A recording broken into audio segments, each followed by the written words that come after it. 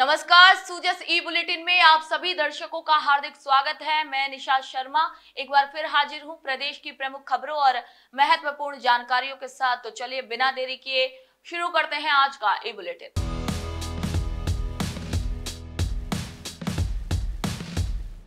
सबसे पहली खबर की ओर रुख करेंगे, जहां भारत के लिए गर्व का पल है। पीएम मोदी को सर्वोच्च साइप्रस का नागरिक सम्मान मिला है। प्रधानमंत्री श्री नरेंद्र मोदी को साइप्रस के सर्वोच्च नागरिक सम्मान Grand Cross of the Order of Makarios से सम्मानित किया गया है। यह सम्मान उन्हें साइप्रस के राष्ट्रपति श्री निकोस क्रिस्टोडोलिडेस द्वारा प्रदान किया गया। प्रधानमंत्री श्री नरेंद्र मोदी ने यह सम्मान 140 करोड़ भारतीयों की ओर से स्वीकार करते हुए साइप्रस सरकार और वहां की जनता के प्रति आभार भी व्यक्त किया है। उन्होंने इसे भारत साइप्रस के वर्षों पुरानी घनिष्ठ संबंधों को समर्पित किया, जो साझा मूल्यों और आपसी विश्वास पर आधारित है। प्रधानमंत्री ने कहा कि यह सम्मान भारत के वसुधैव कुटुंबकम जैसे महान दर्शन की वैश्विक मान्यता का एक प्रतीक है और ये शांति, सुरक्षा, संप्रभुता और समृद्धि के प्रति दोनों देशों की अटूट प्रतिबद्धता को भी दर्शाता है। ये भारत के लिए गर्व का क्षण है, जो अंतर्राष्ट्रीय मंच पर भारत की प्रतिष्ठा को और भी ऊंचा करता है। अगली खबर की ओर रुख करेंगे, जहां पर नीट 2025 टॉपर महेश कुमार ने मुख्यमंत्री श्री भजनलाल शर्मा से भेंट की। मुख्यमंत्री श्री भजनलाल शर्मा से नीट परीक्षा 2025 में देश भर में प्रथम स्थान प्राप्त करने वाले हनुमानगढ़ निवासी महेश कुमार ने मुख्यमंत्री निवास पर शिष्टाचार भेंट की। मुख्यमंत्री ने महेश की असाधारण उपलब्धि पर हार्दिक बधाई देते हुए उनके उज्जवल भविष्य के लिए भी शुभकामनाएं दी हैं। इसी अवसर पर मुख्यमंत्री जी ने महेश को भगवान श्री कृष्ण की भित्ति चित्र और एक पेन भी भेंट किया। महेश के माता पिता भी इस अवसर पर मौजूद रहे। आइए अगली खबर की ओर रुख करते हैं, जहां पर राजस्थान देश का पहला एआई आधारित मिनरल एक्सप्लोरेशन राज्य बन गया है। प्रदेश में खनिज अन्वेषण को और अधिक सशक्त बनाने की दिशा में एक नई पहल की शुरुआत की गई है, जिसके अंतर्गत राजस्थान में पहली बार खनिज खोज में आर्टिफिशियल इंटेलिजेंस और मशीन लर्निंग तकनीक का प्रयोग किया जाएगा। प्रमुख सचिव खान एवं भूविज्ञान श्री टी रविकांत ने यह बताया है कि पायलट प्रोजेक्ट के तहत भीलवाड़ा, भरतपुर और चित्तौड़गढ़ के कुछ क्षेत्रों में एआई तकनीक से खनिज संभावित क्षेत्रों की पहचान की जाएगी और इस परियोजना को Rajasthan state mineral exploration trust RSMET, केंद्र सरकार और मान्यता प्राप्त निजी एजेंसियों के सहयोग से संचालित किया जाएगा। मुख्यमंत्री श्री भजनलाल शर्मा, जो स्वयं खान मंत्री भी हैं, उन्होंने प्रदेश को खनिज अन्वेषण और खनन क्षेत्र में देश का अग्रणी राज्य बनाने की दिशा में लगातार प्रयासरत हैं। वर्तमान में राज्य में 57 प्रकार के खनिजों का खनन हो रहा है, जबकि 82 प्रकार के खनिज उपलब्ध हैं।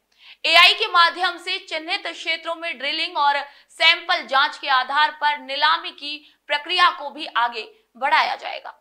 अगली खबर की ओर रुख करेंगे, जहां पर राज्य की 40 सड़क परियोजनाओं के लिए 1914 करोड़ की स्वीकृति मिली है।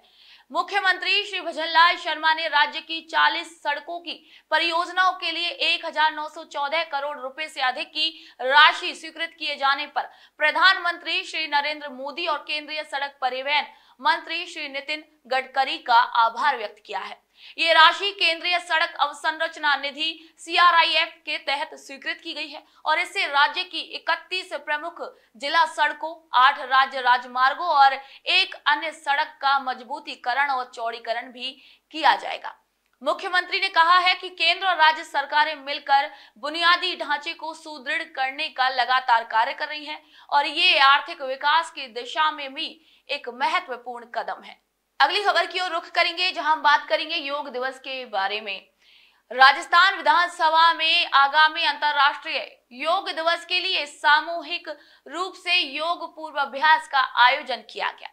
आपको बता दें कि विधानसभा अध्यक्ष श्री वासुदेव देवनानी की पहल पर यह आयोजन किया गया, जिसमें मंत्रीगण, विधायकगण और विधानसभा के अधिकारी कर्मचारी भी शामिल हुए। श्री देवनानी ने कहा कि योग को दिनचर्या में शामिल करने से मन, मस्तिष्क और शरीर तीनों ही स्वस्थ रहते हैं।